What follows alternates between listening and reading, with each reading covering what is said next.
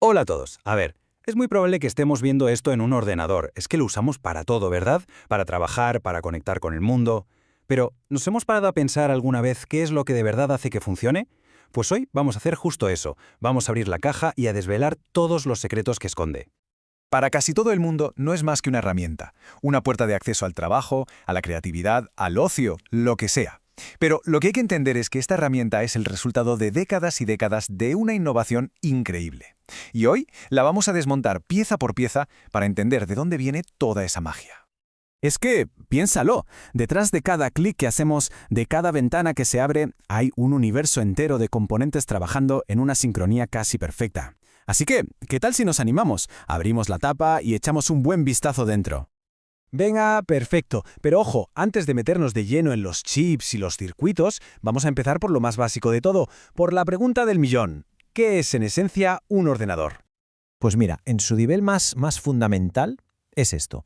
Una máquina que recibe una entrada, imagina una pulsación de tecla, la procesa siguiendo un programa, unas instrucciones, y produce una salida, como lo que aparece en la pantalla. Dicho así, parece simple, pero la clave de todo, la magia, está en ese procesamiento, en cómo es capaz de seguir esas instrucciones a una velocidad que es, bueno, casi inimaginable. Y este es el plano maestro. Prácticamente todos los ordenadores que existen, desde esos gigantes de los años 50 hasta el móvil que llevamos en el bolsillo, se basan en este diseño. Es del matemático John von Neumann. Y la clave está en cómo separa la memoria del procesamiento. Esa idea, que parece tan sencilla, lo cambió absolutamente todo. Básicamente, este modelo divide el ordenador en 4 partes, 4 subsistemas clave. La entrada-salida, que es cómo se comunica con el exterior, con nosotros. La memoria, que es lógicamente donde guarda la información. Luego está la unidad aritmético-lógica, o ALU para los amigos, que es la calculadora del sistema. Y por último, la unidad de control, que es como el director de orquesta, asegurándose de que todo funcione en perfecta armonía. Vale, suficiente teoría por ahora. Vamos a lo práctico. Ahora sí, vamos a abrir la carcasa y a ponerle cara y ojos a todos esos conceptos. Vamos a ver qué componentes físicos son los que hacen realidad esas 4 funciones en un PC de hoy en día. Pues aquí está. Vamos a olvidarnos de los diagramas por un momento. Esto es el hardware de verdad, el equipo de componentes que, trabajando juntos, ejecutan los programas, guardan los recuerdos digitales y, en fin, nos conectan con el resto del planeta. Y para que se entienda bien, nada mejor que una analogía. Pensemos que la placa base es como el esqueleto y el sistema nervioso, lo que une todo.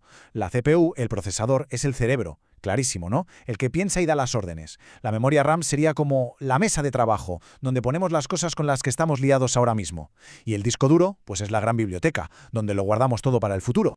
Pero claro, una cosa hay que tener en cuenta. Ese cerebro y esa biblioteca no siempre han sido así de pequeños y potentes, ni de lejos. Para apreciar de verdad lo que tenemos hoy entre manos, es necesario hacer un pequeño viaje en el tiempo. Vamos a ver de dónde viene todo esto. La evolución es que ha sido vertiginosa, absolutamente de locos. Empezamos con las válvulas de vacío, que eran enormes y súper frágiles. Luego, ¡boom!, llega el transistor, un salto cuántico en fiabilidad y en tamaño. La tercera generación lo hizo todo todavía más pequeño con los circuitos integrados y finalmente la cuarta metió toda la unidad de procesamiento en un único chip, el microprocesador. Y ahí, justo ahí, es donde nació el ordenador personal. Y para que nos hagamos una idea de lo que era esa primera generación, pensemos en el ENIAC, uno de los pioneros. Su peso, agárrense, 32 toneladas. 32. Es como un rebaño de elefantes pequeños. Y ojo, que el peso no era el único problema, ni mucho menos. Este dato lo dice todo. No es solo que ocupara más de 30 metros de largo, es que sus casi 18.000 válvulas de vacío generaban tanto calor que la temperatura de la sala subía a 50 grados. Hay que imaginarse lo que era trabajar ahí dentro. El contraste, si lo pensamos, es asombroso. Es que en el lapso de lo que dura una vida hemos pasado de necesitar una sala entera para lo que, en el fondo, era poco más que una calculadora glorificada, a tener un poder de cálculo miles y miles de veces superior en un aparato que podemos sostener con una sola mano. Es brutal. Muy bien, pues volvamos al presente. Con todo este viaje histórico en mente, ahora se entiende mucho mejor por qué ciertos componentes son como son. Así que vamos a empezar por un punto que es clave, los diferentes tipos de memoria que hay. A ver, el punto crucial aquí es este. La RAM y la ROM son 2 tipos de memoria, pero con propósitos súper diferentes. La RAM es la memoria de trabajo, es muy rápida, pero es volátil. ¿Qué significa eso? Que si se va la luz, adiós, se borra todo. Es, como decíamos, la mesa de trabajo. La ROM, en cambio, es de solo lectura y no es volátil. Ahí se guardan las instrucciones básicas para que el ordenador sepa cómo arrancar. Es como el manual de instrucciones que viene de fábrica y que nunca se pierde. Y algo muy parecido pasa con nuestra biblioteca, o sea, con el almacenamiento a largo plazo. Los discos duros de toda la vida, los HDD, son mecánicos. Esto es importante. Tienen platos que giran y un brazo que va leyendo la información. Pero los más modernos, los SSD o discos de estado sólido, esos no tienen ni una sola parte móvil. ¿Y el resultado? Pues una diferencia abismal, en velocidad, en resistencia y hasta en el ruido que hacen.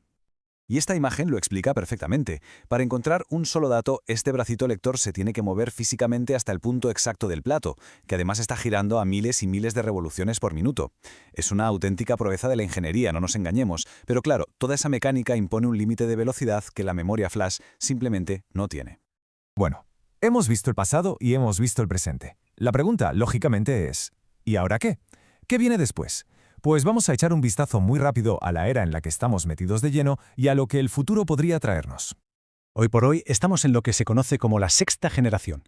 Y las cifras son de auténtico vértigo. Estamos hablando de arquitecturas con cientos de microprocesadores trabajando en paralelo, de cálculos que se miden en teraflops, o sea, billones con B, de operaciones por segundo. Y por supuesto, todo esto interconectado a escala global. La inteligencia artificial ya no es ciencia ficción, es una realidad. Y en el horizonte ya se empiezan a ver tecnologías como los transistores ópticos, que prometen ser otra auténtica revolución. Y con esto cerramos este viaje. Es que hemos pasado de ordenadores de 32 toneladas que ocupaban habitaciones enteras a dispositivos que son increíblemente más potentes y que llevamos tranquilamente en el bolsillo. Es sin duda uno de los avances más espectaculares de la historia de la humanidad.